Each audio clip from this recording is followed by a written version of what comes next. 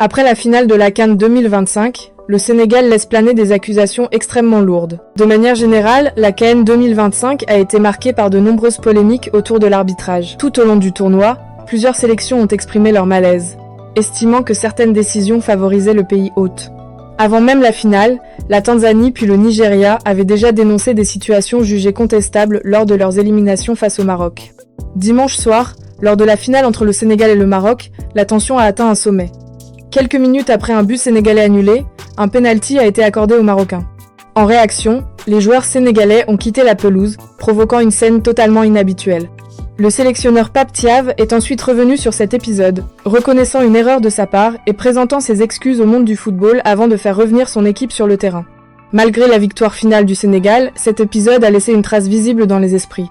Si les célébrations ont été intenses dans le camp sénégalais, un sentiment d'amertume persistait chez certains joueurs. C'est dans ce contexte que le latéral gauche Ismail Jakobs a pris la parole. Ces déclarations ont immédiatement attiré l'attention par leur gravité. Jakobs a affirmé que beaucoup de choses se sont passées avant le match et que certaines informations pourraient émerger ultérieurement.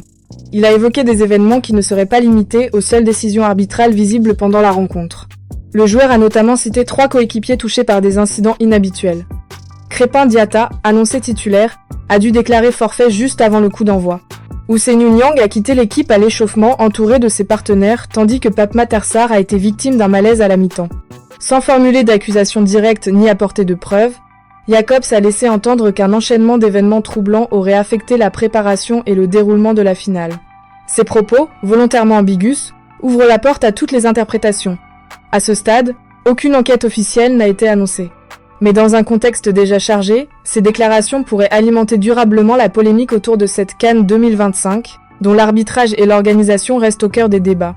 Qu'en pensez-vous ? Ces déclarations doivent-elles mener à une enquête officielle ? Dites-le en commentaire et abonne-toi pour la prochaine brève vidéo.